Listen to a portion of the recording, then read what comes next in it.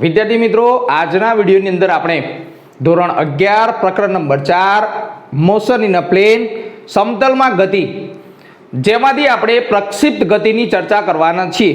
પ્રોજેક્ટાઇલ motion જેમાંથી સૌપ્રથમ આપણે રેન્જ ઓફ પ્રોજેક્ટાઇલ એનો મતલબ પ્રક્ષિપ્ત પદાર્થની અવધિ. બરાબર, તો અહીં આપણે આ વિડીયોની અંદર પ્રક્ષિપ્ત પદાર્થની અવધિનું સૂત્ર મેળવીશું. અવધિનું સૂત્ર શેના પર આધાર રાખે છે તેની ચર્ચા કરવાના છીએ. મહત્તમ અવધિનું સૂત્ર મેળવીશું, તે કેટલા ખૂણે મળે તે શેના પર આધાર રાખે છે તેની ચર્ચા કરવાના છીએ. આગળ આપણે અલગ અલગ ખૂણા આપેલા હોય તમને, બરાબર, અને ત્યારે તમને કહે કે અવધિનો ગુણોત્તર શોધો, તેવા પ્રશ્નની પણ ચર્ચા કરવાના છીએ. આપેલ પદાર્થની એટલે કે પ્રક્ષિપ્ત પદાર્થની, બરાબર, અવધિ કયા કયા ખૂણા માટે સમાન હોય. શું કીધું? પ્રક્ષિપ્ત પદાર્થની અવધિ કયા કયા ખૂણા માટે સમાન હોય તેવા પ્રકારના પ્રશ્નોની પણ શું કરવાના છે, ચર્ચા કરવાના છે આપણે આ વિડીયોમાં. તો સ્ટાર્ટ કરીએ ટોપિક રેન્જ ઓફ પ્રોજેક્ટાઇલ, પ્રક્ષિપ્ત પદાર્થની અવધિ. તો અહીં પહેલા વ્યાખ્યા સમજીએ શું કીધું છે. દેખો, ઉડ્ડયનના કુલ સમય દરમિયાન કાપેલું અંતર. એનો મતલબ કે અહીં જ્યારે ધારી લો કે ઉડ્ડયનની શરૂઆત આ પોઈન્ટથી થાય, બરાબર, અને આ ઉડ્ડયન થયું, બરાબર છે, અને એનો અંત આ બિંદુએ થયો. ઓકે, તો આ સમયગાળા દરમિયાન કાપેલું જે અંતર રહ્યું, આ અંતર, એ અંતર એટલે કેટલું કહેવાય? Capital R. એટલે કેપિટલ આર એટલે કહેવાય રેન્જ ઓફ પ્રોજેક્ટાઇલ. ઓકે, જેને ગુજરાતીમાં આપણે કહેવાના છીએ અવધિ. તો અહીં જ્યારે ઉડ્ડયનની શરૂઆત દરમિયાન પ્રક્ષિપ્ત પદાર્થનો જે વેગ રહ્યો એ વેગને કહેવાના છે v0. એટલે પ્રક્ષિપ્ત પદાર્થનો વેગ અથવા શું કહેવાય? Projection initial velocity. અને કેટલા ખૂણે પ્રક્ષિપ્ત પદાર્થ ગતિ કરે છે તે ખૂણાને કહેવાના છે આપણે થીટા, જેને કહેવાના આપણે પ્રક્ષિપ્ત કોણ અથવા પ્રોજેક્શન એંગલ. બરાબર છે. તો અહીં ઇંગ્લિશમાં વ્યાખ્યા શું છે સમજો. Distance covered by the object, okay, between the its point of projection. તો આ પોઈન્ટ ઓફ પ્રોજેક્શન કહેવાય. And the point of hitting the ground, આ શું કહેવાય? Point of hitting the ground. અને distance covered by the object એટલે આ distance થઈ ગયું કમ્પ્લીટ. તો અહીં હોરિઝોન્ટલ રેન્જ અથવા પ્રક્ષિપ્ત અવધિ અથવા ધ્વનિ સૂત્ર હું ખાલી યાદ રાખવા માટે કહું છું, કારણ કે ત્રણ અલગ અલગ સૂત્રની મેં એકમાં sin 2 થીટા આવે, એકમાં sin સ્ક્વેર થીટા આવે અને એકમાં sin થીટા આવે. બરાબર, પ્રક્ષિપ્ત ગતિની મેં ત્રણ અલગ અલગ સૂત્ર છે. તો અહીં હું યાદ રાખવા માટે આ સૂત્રને કહું છું ધ્વનિ સૂત્ર. બરાબર, તો જ્યારે પણ ધ્વનિ સૂત્ર, ધ્વનિ સૂત્રનો મતલબ શું? તો જ્યારે ધ્વનિ શિક્ષર મારે ત્યારે કાપેલું અંતર, બરાબર, એટલે સમક્ષિતિજ દિશામાં આ બાજુ મોઢે. ઓકે, તો એ અંતરને યાદ રાખવા માટેનું સૂત્ર સમજી લો. તો v0 square divide by g into sin 2 theta. v0 square divide by g into sin 2 theta. એટલે જ્યારે ધ્વનિ સૂત્ર આવે ત્યારે થીટા શું આવે? sin 2 theta. જ્યારે ધ્વનિ સૂત્ર આવે ત્યારે થીટા શું આવે? sin 2 theta. જે v0 શું છે? પ્રક્ષિપ્ત પદાર્થનો વેગ. v0 શું કહીશું? પ્રક્ષિપ્ત પદાર્થનો વેગ. જ્યારે g શું છે? ગુરુત્વ પ્રવેગ. g શું કહીશું? ગુરુત્વ પ્રવેગ. અને થીટા શું છે? પ્રક્ષિપ્ત કોણ. થીટા શું કહીશું? પ્રક્ષિપ્ત કોણ. તો યાદ રાખી લો સૂત્ર કે પ્રક્ષિપ્ત પદાર્થની અવધિનું સૂત્ર શું છે? v0 square divide by g sin 2 theta. તો પહેલો પ્રશ્ન બને અહીંથી કે પ્રક્ષિપ્ત પદાર્થની અવધિ શેના પર આધાર રાખે છે? ઓકે, તો ઓપ્શન 1 પ્રક્ષિપ્ત પદાર્થના પ્રારંભિક વેગ કમ્પ્લીટ, અને બીજું પ્રક્ષિપ્ત પદાર્થનો કોણ એટલે કે પ્રક્ષિપ્ત કોણ. એટલે બે વસ્તુ પર અવધિ આધાર રાખે છે. એક પ્રક્ષિપ્ત પદાર્થનો પ્રારંભિક વેગ અને પ્રક્ષિપ્ત કોણ. તો ખ્યાલ આવી ગયો તમને આટલે સુધી? તો આગળ વાતચીત કરીએ આપણે કે મહત્તમ અવધિ અથવા મેક્સિમમ રેન્જ ઓફ પ્રોજેક્ટાઇલ. તો આપણે એનું સૂત્ર મેળવી દઈએ કે મહત્તમ અવધિ કેટલી થાય તે. તો આપણને ખ્યાલ છે કે અવધિનું સૂત્ર શું આવે? v0² divide by g sin 2θ. શું યાદ રાખવાનું? ધ્વનિ સૂત્ર. અને ધ્વનિ સૂત્રમાં શું આવે? sin 2θ. તો અહીં લખીએ આપણે કે r બરાબર r મેક્સિમમ શોધવું છે તો v0² ડિવાઈડ બાય g. હવે એક વસ્તુ તમે ધ્યાન આપો કે sin 2θ, હવે આની મેક્સિમમ કિંમત કેટલી શક્ય છે? તો અહીં હું લખતો જોઉં છું કે sin 2θ ની કિંમત મેક્સિમમ 1 શક્ય છે. એનું કારણ શું છે કે sin જે વિધેય રહ્યું એની કિંમત +1 થી લઈને -1 સુધી આવે. sin ની કિંમત કેટલેથી આવે? +1 થી લઈને -1 સુધીનો વિસ્તાર છે. તો મોટામાં મોટી કિંમત કેટલી છે એની? 1. તો એટલા માટે આ જે sin 2θ રહ્યા એની કિંમત કેટલી લઈ લેવાની? 1. ત્યારે જ તમને મેક્સિમમ કિંમત મળે. તો sin 2θ ની જગ્યાએ હું 1 લખી કાઢું છું. તો અહીં લખીએ v0² ડિવાઈડ બાય g. તો આપણને મહત્તમ અવધિનું સૂત્ર મળી ગયું કે r મેક્સિમમ બરાબર v0² divide by g. Complete. તો અહીં પહેલો પ્રશ્ન પૂછાઈ શકે કે મહત્તમ અવધિ શેના પર આધાર રાખે છે? તો યાદ રાખો કે મહત્તમ અવધિ માત્ર ને માત્ર પ્રારંભિક વેગ પર જ આધાર રાખે છે. શેના પર? પ્રારંભિક વેગ. અને અવધિ શેના પર આધાર રાખે? પ્રારંભિક વેગ અને પ્રક્ષિપ્ત કોણ.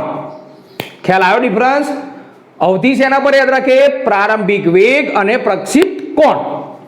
તો અહીં જે તમને મહત્તમ અવધિ મળી એ કેટલા ખૂણે મળે એ શોધવા માટે હવે આપણે આ ગણતરી કરીશું. તો sin 2θ બરાબર 1. તો અહીં 1 કિંમત સાઇનમાં ક્યારે આવે? જ્યારે sin 90 હોય ત્યારે. બરાબર. તો sin 2θ બરાબર sin 90. તો અહીં 2θ બરાબર લખવાના તમે 90 ડિગ્રી અને θ બરાબર 90 ભાગ્યા 2 એટલે કેટલો જવાબ આવે? 45. તો એનો મતલબ મહત્તમ અવધિનું મૂલ્ય તમને કેટલા ખૂણે મળે છે? આવો પ્રશ્ન પણ પૂછાય તો યાદ રાખો મહત્તમ અવધિ તમને θ 45 ના ખૂણે મળે. અથવા તમને રેડિયનમાં કહે તો θ બરાબર π/4. બરાબર. એટલે કે મહત્તમ પ્રક્ષિપ્ત પદાર્થની અવધિ કેટલા ખૂણે મળે? π/4 અથવા 45 ડિગ્રી. ખ્યાલ આવી ગયો કે મહત્તમ અવધિની ચર્ચા બધી. સ્ટાર્ટ કરીએ પ્રશ્ન. જમીન પર રહેલા એક ફૂટબોલને કિક મારતા 30 મીટર પ્રતિ સેકન્ડના વેગથી સમક્ષિતિજ દિશામાં 15 ડિગ્રી ખૂણો બનાવતી દિશામાં ગતિ કરે છે. તો અહીં ધારી લો કે બરાબર એક ફૂટબોલને કિક મારતા ધારી લો કે ફૂટબોલ અહીં આગળ છે. બરાબર. 30 મીટર પ્રતિ સેકન્ડના વેગથી એટલે કે આ ફૂટબોલ 30 મીટર પ્રતિ સેકન્ડના વેગથી ગયો. બરાબર. એટલે v0 બરાબર 30 મીટર પ્રતિ સેકન્ડ. સમક્ષિતિજ દિશા સાથે કેટલા ડિગ્રીનો ખૂણો બનાવે છે? 15 ડિગ્રીનો ખૂણો. તો અહીં ફૂટબોલને કિક મારતા આ રીતે સમજી લો કે એને ગતિ કરી. બરાબર. તો આ જે ખૂણો બન્યો એ ખૂણાનું મૂલ્ય તમને આપેલું છે 15 ડિગ્રી. કમ્પ્લીટ. તો તે મૂળ સ્થાનેથી કેટલે દૂર જમીન પર પાછો ફરશે? એટલે તમને અહીં આ અંતર શોધવાનું કીધું છે કેપિટલ R. તો ખ્યાલ આવ્યો માહિતીમાં તમને? તો એ કેપિટલ R શોધવું હોય સાથે સાથે તમને એમ કીધું છે કે g નું મૂલ્ય 10 મીટર પ્રતિ સેકન્ડ સ્ક્વેર લેવાનું છે. તો અહીં કેપિટલ R એટલે અવધિ જેનું સૂત્ર છે તમારી પાસે v0² ડિવાઈડ બાય g. અને કયું સૂત્ર યાદ રાખવાનું? ધ્વનિ સૂત્ર. અને ધ્વનિ સૂત્રમાં શું આવે? sin 2θ. ચલો કિંમત મૂકો. v0 ની કિંમત કેટલી છે? 30. તો 30 × 30 લખી કાઢું આ રીતે. વર્ગ છે એટલા માટે. g ની કિંમત કેટલી લેવાની કીધી છે? 10 ગુણ્યા sin 2 ગુણ્યા θ કેટલા આપેલા છે? 15. તો 30 × 30/10 sin કેટલા થયા? 15 × 30 અને sin 30 ની કિંમત કેટલી આવે? 1/2. તો sin 30 નો જવાબ કેટલો લખીશું? 1/2. બરાબર. એ કારણ લખી કાઢું કે sin 30 બરાબર 1/2. સાદરૂપ આપીએ. ચલો આ કેન્સલ. ઓકે. આ 15. તો 15 તારીખ કેટલા થયા 45 મીટર. તો અહીં અવધિનું મૂલ્ય કેટલા મીટર આવે છે 45 મીટર. તો એનો મતલબ તે મૂળ સ્થાનેથી કેટલે દૂર જમીન પર પાછો ફરશે. તો કેટલે દૂર પાછો ફરશે તો આ જે અંતર રહ્યું એ અંતર કેટલા મીટર હશે 45 મીટર. બરાબર. તો આવી રીતના પ્રશ્ન પૂછાઈ શકે. જરૂરી નથી કે રકમ આની આ જ આવે કે કિંમત 30 આવે ખૂણો 15 ડિગ્રી. આ રકમની અંદર એ લોકો ફેરફાર કરી શકે. અહીં કોઈ પણ કિંમત આપી શકે વેગની, અહીં કોઈ પણ ખૂણો આપી શકે, પણ તમને શોધવાનું શું કે અવધિ શોધો. તો આ સૂત્રની મદદથી તમે સરળતાથી સોલ્વ કરી શકો છો. નેક્સ્ટ, ગેલિલિયોએ તેના પુસ્તક dialogue on the two new સાયન્સમાં એવું વિધાન લખ્યું છે કે 45ના ખૂણા સાથે સમાન તફાવત. આ શબ્દનો મતલબ સમજો. 45ના ખૂણા સાથે સમાન તફાવત ધરાવતા બે જુદા જુદા કોણે. તો અહીં તમને બે અલગ અલગ ખૂણાની વાતચીત કરી છે. તો અહીં એક ખૂણાનું મૂલ્ય શું થાય 45 ડિગ્રી માઇનસ થીટા, અને બીજા ખૂણાનું મૂલ્ય થાય 45 ડિગ્રી પ્લસ થીટા. કેમ આવું કર્યું તો દેખો શું કીધું 45ના ખૂણા સાથે સમાન તફાવત. એનો મતલબ એક વખત પ્લસ આવે એક વખત માઇનસ આવે. બે જુદા જુદા કોણે પ્રક્ષિપ્ત કરવામાં આવે તો તેમની અવધિ શું રહે સમાન રહે છે. તો આ વસ્તુ આપણે સાબિત કરવી પડશે કે આ બંને અલગ અલગ ખૂણા માટે અવધિના મૂલ્ય શોધીએ અને પછી આપણે ચેક કરીશું કે બંને મૂલ્ય સમાન આવે છે કે નહીં. તો અહીં અવધિનું સૂત્ર આપણને ખ્યાલ છે કે અવધિ r બરાબર v0 square divide by g sin 2 theta 1 લખું છું કારણ કે પહેલી કન્ડિશન માટે 1 લખીશું અને બીજી કન્ડિશન માટે આપણે 2 લખવાના છે. સો r2 બરાબર v0 square divide by g sin 2 theta 2. તો હું આ ખૂણાને નામ આપી દઉં છું કે આ ખૂણો થીટા 1 છે અને આ ખૂણો થીટા 2. બરાબર. તો સાદરૂપ આપે ધ્યાન આપજો. v0 square divide by g sin 2m ના m. આ થીટા 1 ની કિંમત જે રે કિંમત મૂકી દો. ચલો બરાબર. બે વડે અંદર ગુણી કાઢો શું જવાબ આવે v0 square divide by g sin બે વડે ગુણી એટલે શું થાય 45 ગુણ્યા 2 90 માઇનસ 2 થીટા. હવે તમને અહીં ગણિતના પાયાના ખ્યાલ ખબર હોવા જોઈએ. તો અહીં શું કીધું છે દેખો sin 90 માઇનસ 2 થીટા. બરાબર. sin 90 માંથી કંઈક ખૂણો બાદ થાય તો 90 આટલે આવે. ઓકે.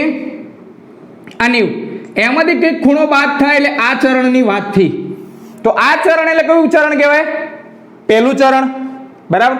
અને પહેલા ચરણમાં તમામ વિધેય કેવા આવે ધન. ફરીથી એક વખત 90 માઇનસ 2 થીટા 90 માઇનસ 2 થીટા કયા ચરણમાં આવે પહેલા ચરણમાં આવે. અને પહેલા ચરણમાં તમામ વિધેય એટલે sin cos tan તમામ વિધેય કેવા છે ધન. બીજી એક વસ્તુ જ્યારે ખૂણાનું માપ 90 પ્લસ અથવા માઇનસ આવે ત્યારે વિધેય બદલવું. શું કીધું જ્યારે ખૂણાનું માપ 90 પ્લસ અથવા માઇનસ આવે ત્યારે વિધેય શું કરવાનું બદલવાનું. એટલે sin નું શું થાય cos, cos નું શું થાય sin. તો અહીં લખી કાઢીએ આપણે આ v0 square divide by g cos આ જે થીટા હતા એ લખી કાઢવાના 2 થીટા. પણ નિશાની ક્યાંથી નક્કી કરવાની આના પરથી નક્કી કરવાની. બરાબર. પણ નિશાની ક્યાંથી નક્કી કરવાની sin પરથી. તો sin પહેલા ચરણમાં કેવું હોય ધન કારણ કે બધા વિધેય કેવા છે ધન. તો અહીં કઈ ફેરફાર કરવાની જરૂર છે નહીં. તો આપણી પાસે r1 નો જવાબ આવ્યો v0 square divide by g cos 2 theta.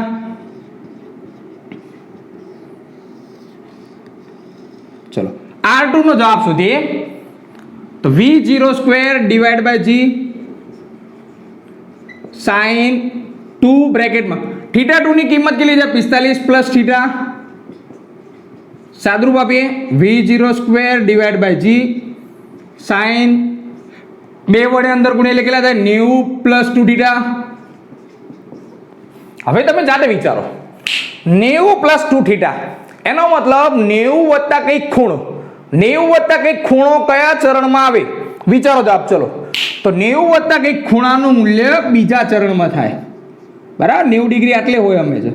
તો 90 વત્તા થીટાનું મૂલ્ય ક્યાં આવે અહીં આવે. ઓકે તો અહીં સાદરૂપ શું બનશે આપણું? પહેલા ફંક્શન 90 આપેલું છે એટલે વિધેય બદલાઈ જાય. તો પહેલા વિધેય બદલી કાઢો. સાઈન નો કોસ થઈ જશે cos 2 થીટા અને પ્લસ અને માઇનસ નિશાની શેના પરથી લખવાની? આના પરથી. અને સાઈન બીજા ચરણની મેં કેવું છે? ધન છે. બરાબર તો સાઈન બીજા ચરણમાં કેવું છે? ધન. તો અહીં કોઈ નિશાની બદલાશે નહીં. તો હવે સાદરૂપ આપી આગળ. તો R2 બરાબર V0 square divide by G cos 2 theta. બરાબર તો દેખો R1 અને R2 ની કિંમત કેવી મળી ચેક કરો. R1 ની કિંમત V0 square divide by G cos 2 theta. R2 ની કિંમત શું મળી? V0 square divide by G cos 2 theta. એનો મતલબ બંનેની કિંમત કેવી મળી? સમાન. બંનેની કિંમત કેવી મળી? સમાન. તો આપણે અહીં લખી કાઢવાના કે R1 બરાબર R2. શું લખવાના? R1 બરાબર R2. તો એનો મતલબ ગેલિલિયોએ જે વિધાન આપ્યું હતું કે 45 ના ખૂણા સાથે જો સમાન તફાવત હોય તો બંનેની અવધિ કેવી મળે? સમાન. તો અહીં ગેલિલિયોના વિધાન મુજબ બરાબર એક ખૂણાનું મૂલ્ય 45 માઇનસ થીટા હોય અને બીજા ખૂણાનું મૂલ્ય 45 પ્લસ થીટા હોય તો બંને વખતે અવધિના મૂલ્ય સમાન મળે છે. તો આપણે એક આલેખ બનાવીએ. બરાબર છે. ધારી લો કે આ થીટા નહીં લખી કાઢું. આ થીટા નું મૂલ્ય અને આ થીટાનું મૂલ્ય. બરાબર ધારી લો કે થીટાનું મૂલ્ય 15 ડિગ્રી લેવામાં આવે તો શું થાય? થીટા 1 ચલો 45 માઇનસ 15 કેટલો જવાબ આવે? 30. અહીંયા આગળ 15 મૂકો. 45 પ્લસ 15 કેટલા થાય? 60 ડિગ્રી. એનો મતલબ કે 30 ડિગ્રી અને 60 ડિગ્રી વખતે 30 ડિગ્રી અને 60 ડિગ્રી વખતે અવધિના મૂલ્ય કેવા હશે? સમાન. અવધિના મૂલ્ય કેવા હશે? સમાન. નેક્સ્ટ આ થીટા બરાબર 30 ડિગ્રી લખીએ તો 30 લખીએ શું થાય? 45 માઇનસ 30 કેટલા જવાબ આવે? 15. અને 30 મૂકો. 45 વત્તા 30 કેટલો જવાબ થાય? 75 ડિગ્રી. કમ્પ્લીટ. અહીં એક ત્રીજી કિંમત લઈ લઈએ. થીટા બરાબર ધારી લો કે આપણે કિંમત લઈ લઈએ 25. તો 25 માટે શું થાય? 45 માઇનસ 25 20 ડિગ્રી અને 45 પ્લસ 25 એટલે કેટલો જવાબ થશે? 45 પ્લસ 25 70. તો એ 20 ડિગ્રી અને 70 ડિગ્રી માટે પણ અવધિના મૂલ્ય કેવા હશે? સમાન. તો અહીં આલેખ દોરીએ આપણે. એટલે આલેખ દોરશો એટલે તમને મગજમાં ખ્યાલ આવશે કે અવધિના મૂલ્ય કેવી રીતે સમાન થાય તે. તો શરૂઆત કરીએ કે થીટા બરાબર 15 હોય એટલે કે થીટા 1 નું મૂલ્ય કેટલું? 30 અને થીટા 2 નું મૂલ્ય કેટલું? 60. બરાબર તો ધારી લો કે હું થીટા 1 નું મૂલ્ય દોરું છું 30 ડિગ્રી ખૂણા માટે. તો થીટા 1 બરાબર 30 ડિગ્રી છે અને થીટા 2 60 ડિગ્રી. આ બંને વખતે અવધિના મૂલ્ય કેવા હશે? સમાન હશે. Capital R. ખ્યાલ આવ્યો? બીજું ધારીએ થીટા બરાબર 30 પણ થીટા 1 કેટલું છે? 15 અને થીટા 2 કેટલા? 75. તો અહીં તમારે થીટા 1 15 દોરો ત્યારે આલેખમાં શું ફેરફાર થાય વિચારો. તો અહીં અવધિનું સૂત્ર શું છે આપણી પાસે? મેન બરાબર V0 square divide by G sin 2 theta. તો થીટાનું મૂલ્ય મેક્સિમમ 45 હોય ત્યારે મળે પણ 30 કરતા નાનો ખૂણો હોય ત્યારે અવધિનું મૂલ્ય શું મળે? આપણને ઓછું મળે. એટલે થીટા બરાબર 15 માટે હું આ રીતે દોરું છું અને 15 સાથે ખૂણો કયો છે? 75.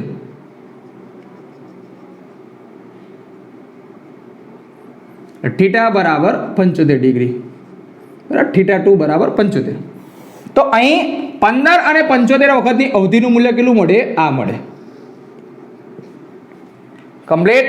અને મેક્સિમમ દર્શાવી હોય અવધિ આપણે તો દર્શાવી દઈએ કે મેક્સિમમ અવધિ તમને કયા ખૂણા માટે મળે, જે આગળ આપણે ચર્ચા કરી ચૂક્યા છીએ 45 ડિગ્રીના ખૂણા માટે. ખ્યાલ આવી ગયો તમને? Next, two body are thrown with the same initial velocity. એનો મતલબ અહીં બે પદાર્થ જે રહ્યા તેમનો પ્રારંભિક વેગ કેવો છે? સમાન. with the angle of alpha and 90 minus alpha. એનો મતલબ એક પદાર્થ આલ્ફા ખૂણે પ્રક્ષિપ્ત ગતિ કરશે જ્યારે બીજો પદાર્થ 90 માઇનસ આલ્ફા ખૂણે પ્રક્ષિપ્ત ગતિ કરશે. બરાબર. What will be the ratio of horizontal range? એનો મતલબ પ્રક્ષિપ્ત પદાર્થની અવધિનો ગુણોત્તર શું મળશે તમને એ શોધવાનું કીધું છે. તો તમને ખ્યાલ છે કે પ્રક્ષિપ્ત પદાર્થની અવધિનું સૂત્ર શું હોય? R બરાબર v0² divide by g sin 2θ. બરાબર. તો અહીં પહેલી કન્ડિશનની મેં θ1 નું મૂલ્ય કેટલું છે તમારી પાસે? આલ્ફા. અને θ2 નું મૂલ્ય કેટલું છે? 90 માઇનસ આલ્ફા. બરાબર. તો આપણે અહીં બંને માટે કિંમત શોધી કાઢીએ. ચલો, તો R1 બરાબર v0² divide by g sin 2θ1. θ1 ની કિંમત મૂકી દો. તો θ1 ની કિંમત કેટલી છે? આલ્ફા. ચલો, એક કામ પતી ગયું આપણી પાસે. નેક્સ્ટ R2 માટે શોધીએ. સો R2 બરાબર v0² divide by g sin 2θ2. θ2 ની કિંમત મૂકી દો. v0² divide by g sin 2 90 minus alpha.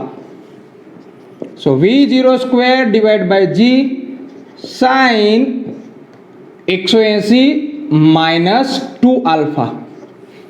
હવે અહીં તમને પાછું આ માહિતી ખબર હોવી જોઈએ. All STC. બરાબર. શું કીધું છે કે 180 માઇનસ 2 આલ્ફા. એનો મતલબ 180 આવે. 180 માંથી કંઈક ખૂણો બાદ થાય છે. એનો મતલબ જે ખૂણાનું મૂલ્ય છે કયા ચરણમાં છે? બીજા ચરણમાં. ફરીથી એક વખત 180 માઇનસ 2 આલ્ફા એટલે 180 માઇનસ 2 આલ્ફા એટલે કયા ચરણમાં ખૂણો હશે? બીજા ચરણમાં. જ્યારે પણ તમને વિધેય 180 નું આપે ત્યારે આ વિધેયને બદલવાનું નહીં. એનો મતલબ v0² divide by g sin નું sin જ રહે. બરાબર. કૌંસમાં શું લખીશું? 2 આલ્ફા. કમ્પ્લીટ. હવે આના મુજબ પ્લસ કે માઇનસ નિશાની લખાય. તો અહીં સાઇન બીજા ચરણમાં કેવું છે દેખો. તો સાઇન બીજા ચરણની મેં કેવું છે? પ્લસ. તો અહીં કોઈ નિશાની લખવાની જરૂર છે નહીં. તો આપણી પાસે R1 ની કિંમત કેટલી છે? v0² divide by g sin 2 આલ્ફા. R2 ની કિંમત કેટલી મળી? v0² divide by g sin 2 આલ્ફા. એનો મતલબ R1 બરાબર શું થયું? R2. તો બંનેની કિંમત કેવી મળી? સમાન. એનો મતલબ એક આલ્ફા ખૂણે પ્રક્ષિપ્ત ગતિ કરે અને બીજો 90 માઇનસ આલ્ફા ખૂણે જો બે પદાર્થ પ્રક્ષિપ્ત ગતિ કરે તો બંનેની અવધિના મૂલ્ય કેવા મળે? સમાન. કમ્પ્લીટ. તો અહીં આપણે એક ટેબલ બનાવીએ કે θ1 નું મૂલ્ય અને θ2 નું મૂલ્ય. બરાબર. ધારી લો કે θ1 નું મૂલ્ય તમને 30 ડિગ્રી આપે તો θ2 નું મૂલ્ય કેટલું થાય? 90 માઇનસ 30 એટલે કેટલા થાય? 60 ડિગ્રી. θ1 નું મૂલ્ય તમને 15 ડિગ્રી આપે તો θ2 નું મૂલ્ય કેટલું થાય? 90 માઇનસ 15 એટલે કેટલા? 75 ડિગ્રી. θ1 નું મૂલ્ય ધારી લો કે 25 ડિગ્રી આપે તો θ2 નું મૂલ્ય કેટલું થાય? 65 ડિગ્રી. એનો મતલબ શું થયો કે જો θ1 30 હોય તો θ2 60 હશે અને એ બંને વખતે અવધિના મૂલ્ય કેવા હશે? સમાન. અવધિના મૂલ્ય કેવા હશે? સમાન. ધારી લો કે એક ખૂણાનું માપ તમને 15 આપ્યું છે અને તમને એમ કીધું કે બીજા પ્રક્ષિપ્ત પદાર્થની અવધિ સમાન છે તો તેનો પ્રક્ષિપ્ત કોણ શોધો. શું કીધું? તેનો પ્રક્ષિપ્ત કોણ શોધો. તો શું કરવાનું તમારે? એક ખૂણાનું મૂલ્ય 15 આપ્યું છે તો બીજાનો ખૂણો શોધવું હોય તો 90 - 15 કેટલા થાય? 75. ખ્યાલ આવ્યો? તો આ જે મળી આપણને માહિતી, એનો ઉપયોગ આપણે MCQ માં કરી શકીએ છીએ. એક પ્રશ્નની મદદથી સમજીએ. શું કીધું છે? દેખો, જ્યારે પ્રક્ષિપ્ત કોણ 40 ડિગ્રી આપેલો હોય, બરાબર છે, તો એક પ્રક્ષિપ્ત પદાર્થની અવધિ કેટલી છે? r. જો પ્રક્ષિપ્ત કોણ ખાલી જગ્યા હોય તો તેની અવધિ r જ રહે. એનો મતલબ પ્રક્ષિપ્ત પદાર્થની અવધિ બદલાતી નથી, જે છે એની રીત. બરાબર? તો અહીં તમને એક પ્રક્ષિપ્ત કોણનું માપ કેટલું આપેલું છે? 40, અને બીજાનું પ્રક્ષિપ્ત કોણનું માપ શોધવાનું કીધું છે. તો અહીં શું કરવું પડે? એક પ્રક્ષિપ્ત કોણનું માપ 40 હોય તો બીજાનું પ્રક્ષિપ્ત કોણનું માપ કેટલું હશે? 90 - 40, એટલે કેટલા ડિગ્રી જવાબ આવે? 50. તો 50 ડિગ્રી વખતે પ્રક્ષિપ્ત કોણની અવધિ કેટલી હશે? 8. Next, a body of mass small m is thrown with the velocity v at the angle of 30 degree to the horizontal. બરાબર છે? તો એનો મતલબ અહીં એક પદાર્થ જે છે જેનું દળ કેટલું આપેલું છે? m, અને એનો વેગ કેટલો આપેલો છે? v. બરાબર? આ દળ તમને આપી દીધું છે m, આ વેગ તમને આપી દીધો v, અને કેટલા ખૂણે પ્રક્ષિપ્ત ગતિ કરાવવામાં આવે છે? 30 ડિગ્રી. પણ કોના સાથે? હોરિઝોન્ટલ, એટલે કે સમક્ષિતિજ. બરાબર?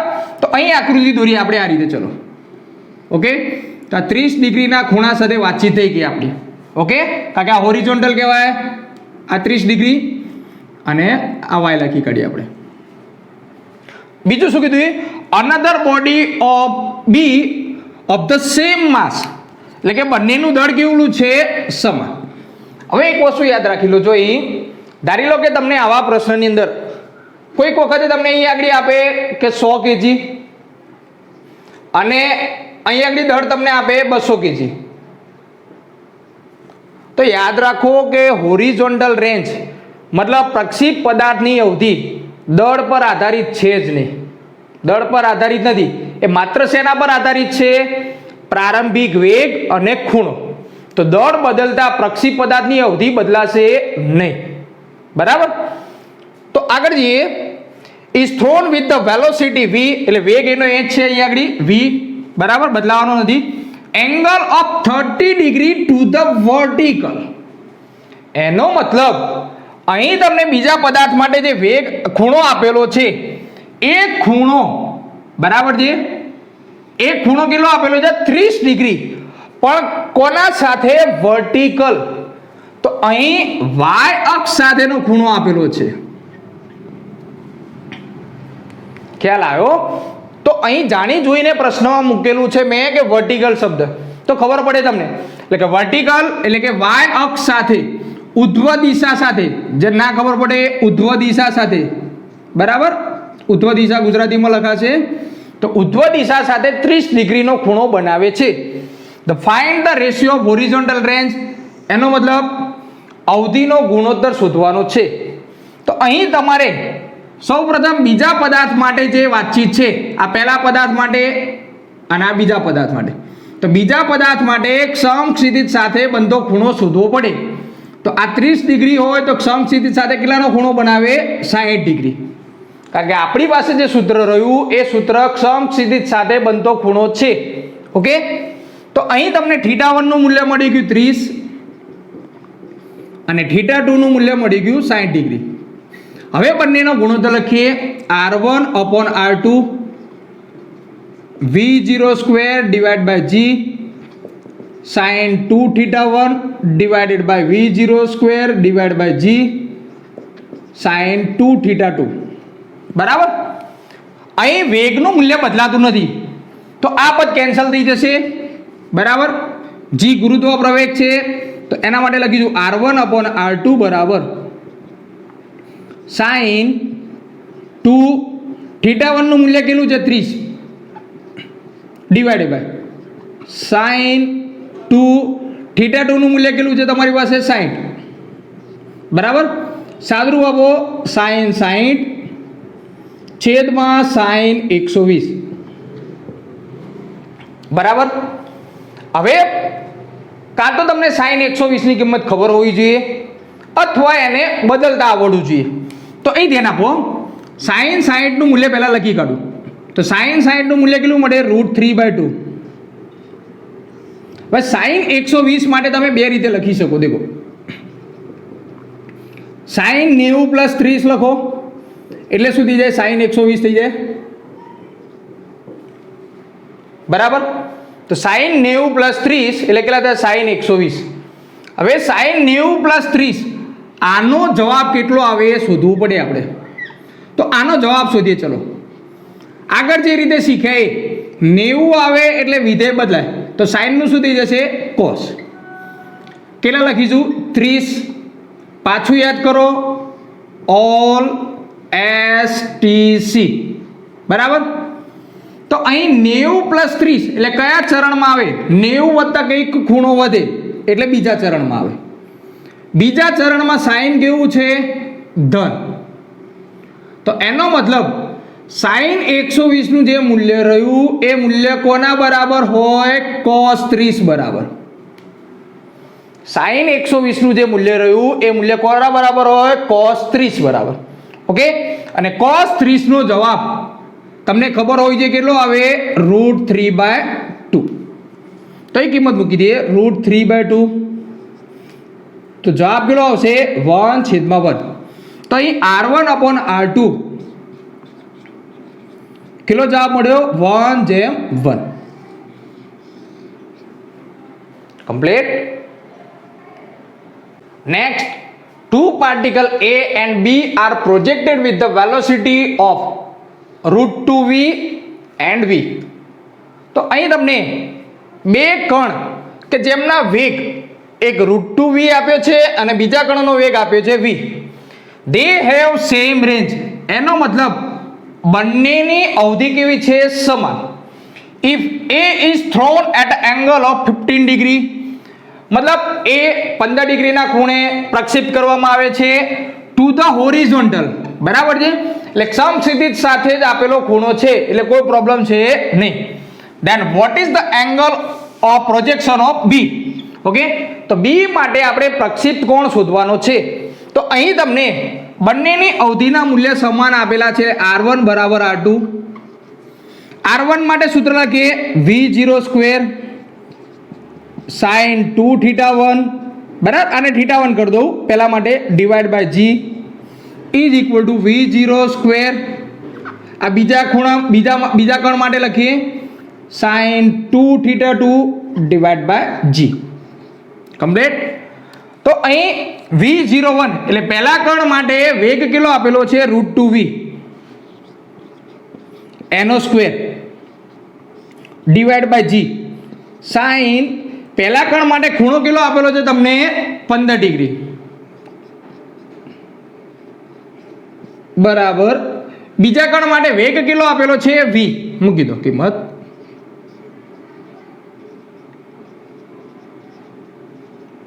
ચલો સાદરૂપ આપીએ આપણે. તો અહીં g કેન્સલ થઈ જશે.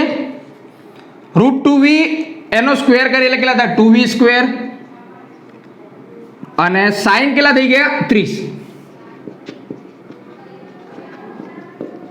v² sin 2θ2.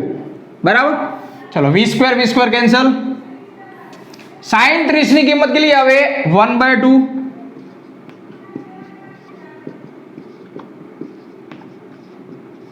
આ કેન્સલ થઈ ગયા. 1. તો સાઇનમાં 1 ની કિંમત ક્યારે આવે? જ્યારે ખૂણો કેટલો હોય? sin 90. તો sin 90 બરાબર sin 2θ2. એનો મતલબ 2θ2 નો જવાબ કેટલો થયો? 90 ડિગ્રી.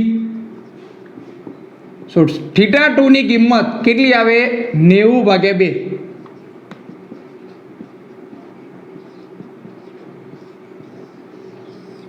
બરાબર. તો અહીં પ્રશ્નનો જવાબ શું થશે કે બી માટે પ્રક્ષિપ્ત કોણનું મૂલ્ય કેટલું હશે? 45 degree. Complete. MS Dhoni hits 102.6 in T Natarajan over. Okay. So here horizontal range capital R is given. 102 meter. Okay. Now with the angle of 45 degree in the horizontal direction. So projection angle given 45 degree. Find the velocity of the bat. So we have to find the velocity of bat. V naught is equal to question mark. So we know that the equation of R is equal to V naught square divided by G sine 2 theta. Put the value R 102 V naught square as it is, G 10 into sine 2 multiplied by angle 45 degree. 1020 V naught square sine 45 into 2 90, and we know that the value of sine 90 is equal to 1. So V naught square sine 91 1020. So value of V naught is equal to under root 1020. So we have to find the value of V naught, which is equal to under root 1020. So 31.94 meter per second. So velocity of bat in meter per second, that is equal to 31.94 meter per second. But if we have to find velocity in kilometer per hour, then we have to multiply with the 18 divided by 5 kilometer per hour. Okay. So by simplifying this equation, we will get the answer of 114.78 kilometer per hour. So we can say that the MS Dhoni hits the bat with the speed of 114.78 kilometer per hour. Okay.